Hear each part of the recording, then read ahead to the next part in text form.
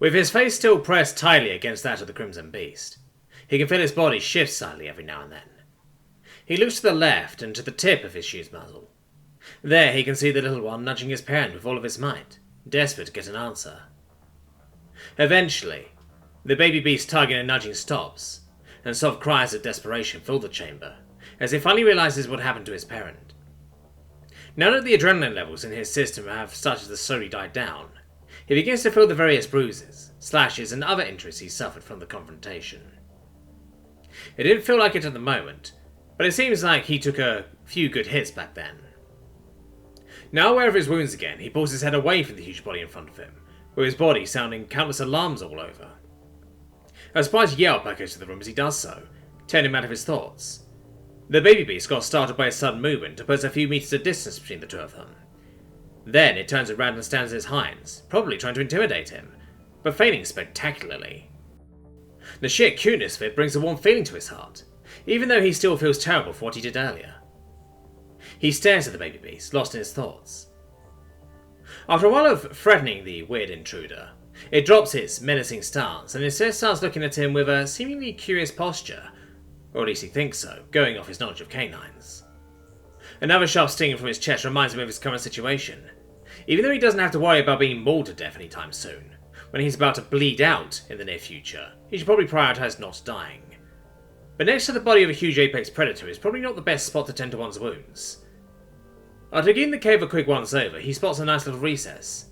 His shaky legs barely manage to carry him to the far end of the chamber, where he almost collapses on the floor. Slowly, he starts realizing just how much he pushed his body during his earlier encounter. He is completely drained of all of his strength. He laboriously takes his backpack off and sets it on the ground in front of him, rummaging through it. After a moment of searching, he retrieves a familiar orange plastic box. With shaking hands and numb fingers, he successfully opens it after a few tries and takes out various bandages, antibiotics, disinfectants, and a pack of blood stopper.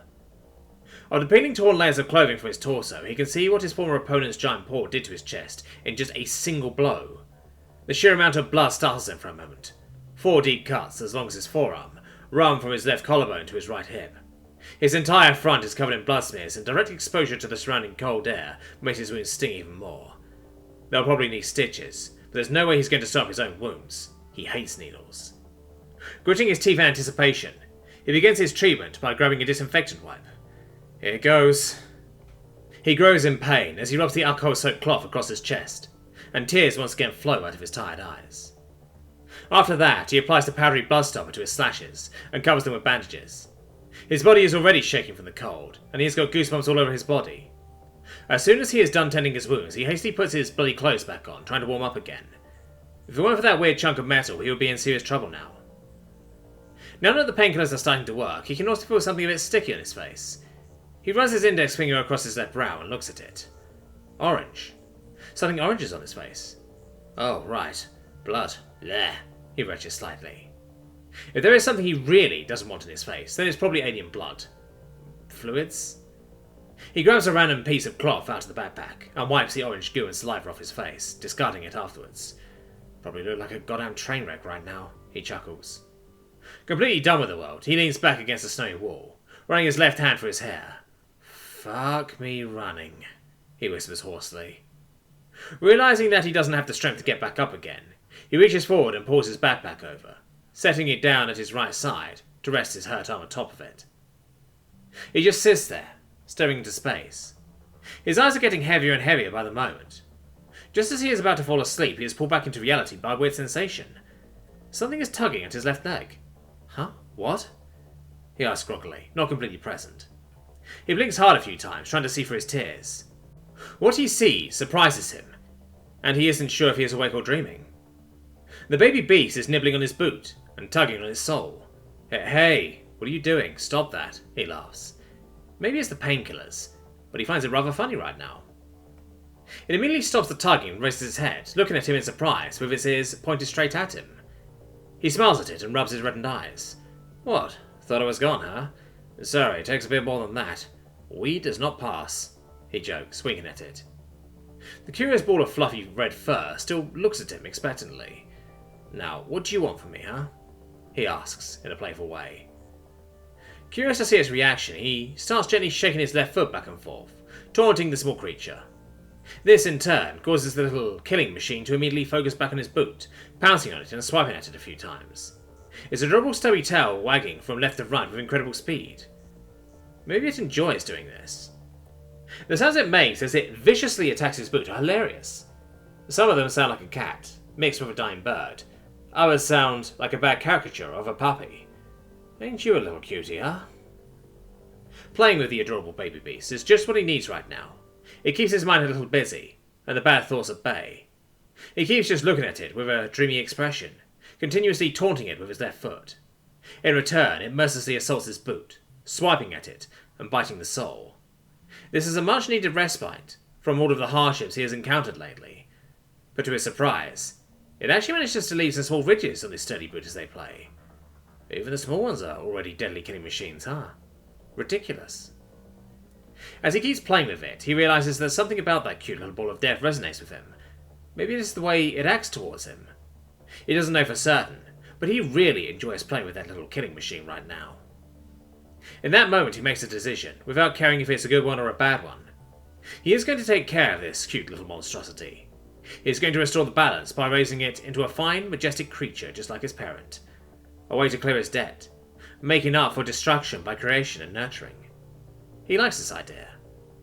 A pleasant and warm feeling fills his chest, as if a tiny baby beast-sized weight has just been lifted from his shoulders. They keep playing like this for a while, with him somewhat lost in thought and only partially paying attention. He has to give it to that tiny killing machine. It is persistent. No wonder his parent didn't give up either. Every other animal he has played with before would have grown bored of this, or given up a good while ago. But this little ball of death right here doesn't even show the slightest sign of stopping. Impressive. Though, he subconsciously stops waving his foot, as a certain thought occurs to him. What if it's hungry? Maybe it's that persistent because it's hunting right now. Having seemingly exhausted its prey, the baby beast goes in for the kill and starts biting the sole of his boot, holding it with all of his might. Hey little fella, rubber's bad for you. The small one stops for a moment, looking at him confused. He can't help but smile again. It's just too adorable. Alright. How about you stop assaulting my poor boot, and I'm going to give you something to eat in return. Deal? It just keeps looking at him, absentmindedly still holding his boot with its razor-sharp claws. Not the talkative kind, huh? Well, anyways. He reaches into his backpack again, pulling out a Nutri-Block. Quickly unwrapping it, he holds it out towards his furry fellow. Here, want to take a bite? He asks, with an encouraging tone. The baby beast tilts his head to the side, making a peculiar, high-pitched growl. You have to eat this. Eat, he mimics, eating the dark green block and then holds it back out again. It cautiously approaches his hand and sniffs the alien food. After a moment, it reaches out with its toothy maw and carefully takes it out of his hand. A shiver runs down his spine at the sheer mass of razor-sharp teethy spots in that moment. If I were to accidentally nibble on his fingers, they'll be gone. Like, gone. Curious to see his reaction to his offering, he observes the creature as it tries the weird food. Either it's going to eat it, which would mean it's an omnivore, which is good, or it's going to leave it, meaning it's a carnivore, which is bad. Well, not bad, but definitely complicated. With a cold sweat and anticipation, he completely focuses on it. After nibbling on the green brick a few times, the small creature leaves the Nutri-Block lying on the snowy floor, looking back at him and chuffing. Carnivore, huh? Shit. This is going to be a bit harder than he thought. The rations are all vegetarian, and the only animals he has seen yet are a bit problematic to hunt, regardless of the fact that he really doesn't want to kill even more animals right now. Worried, he tries to think of possible food sources for the little creature. A rather grim idea springs to his mind. His eyes wander over to the dead parent lying on the floor across the room. That would be messed up, though. He tries to think of other ways, but fails to come up with better ideas. God damn it, do I really have to do this?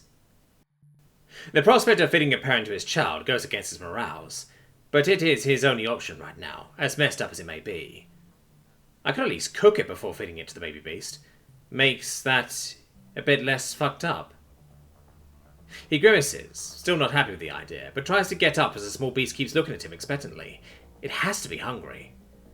His tired muscles scream at him, but with some effort he manages to get back on his feet.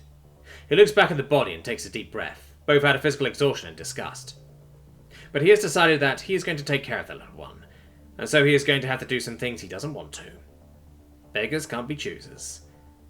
Let's just get this over with quickly. He limps over to the body, still in conflict with his conscience. How is he even going to do this? I don't even know where my knife... A scene from the fire flashes in front of his inner eye, causing his expression to darken a bit. I know where my knife is. He wanders over to his left side and starts searching for a survival knife, which doesn't take him too long to find it. It still sticks out from near the front shoulder of the dead creature, at about eye level. The sight makes a terrible feeling well up in his gut, but he tries to ignore it. What's done is done. A while later, he is holding the knife, completely covered in blood, in his right hand, and a sizable chunk of alien beast meat in his left. He draws the knife a few times through the snowy floor, trying to clean off some of the gore. After that, he walks over to the centre of the chamber and sets the meat down on the floor. The baby beast starts slowly approaching him with the chunk, seemingly curious as to what he is trying to do. Patience, alright? 5 minutes. He then makes his way back to his supplies and grabs what he needs to make a small gas-powered fire. Thank God they thought about this while prepping the pods. Nearly next to the burner on the ground, he opens the valve and hits the igniter. It takes him a few tries at first, but he finally manages to keep it burning. Weird, he mumbles. Soon, a slightly weird smell of roasted meat fills the chamber, causing the baby beast to inch closer toward him. As the outside of the chunk starts to look almost burnt, he turns down the gas and sets the meat down on the floor next to him. What do you think of it? He asks, with an apologetic expression, still not entirely sold on the idea. Visibly unsure, the ball of fur approaches it. It gives the chunk a good sniffing and swats it a few times. It takes a small bite out of the comparatively huge slab of meat, its food being almost half the size of itself. And? He asks nervously. It doesn't even care to look at him this time, as he starts hastily devouring the entire thing. Thank goodness. He breathes a sigh of relief. Deciding to leave it alone for a bit while it eats, he wanders back to his spot at the wall and starts preparing his camp there.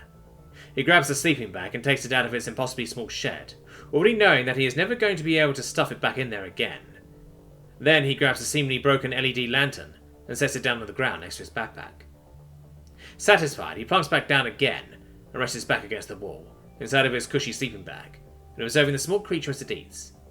He still feels torn about using his parent to feed it, but the relief of having fed his protege far overwhelms his sense of guilt right now. At least it's still of use to his child this way, he tries to convince himself.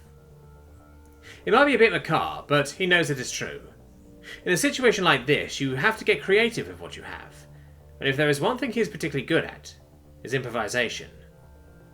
Not knowing what he expects from it, he grabs the LED lantern and tries to turn it back on again.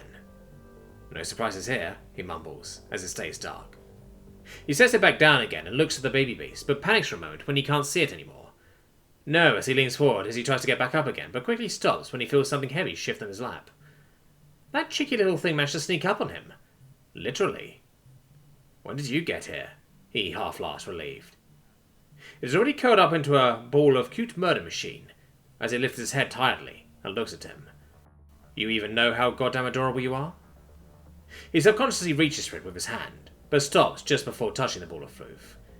He looks to his hand nonchalantly, and rests his head back on his lap. Filled with glee, he slowly and cautiously starts petting the baby beast, that's currently curled up in his lap like a crimson fur donut. He never felt anything as soft as this before. Its fur is inconceivably soft, and the only thing that comes even remotely close to it are the wolf hounds his uncle used to breed as a sideline. A few moments later, the tiny, fluffy mass of fur begins to make a strange noise that reminds him of bubbling noises mixed with a cat's purr. He has to make an effort not to laugh at the silly sound, as he doesn't want to startle it again. I think I know what I'm going to call you, he whispers, as he scritches his ear. Bubbles.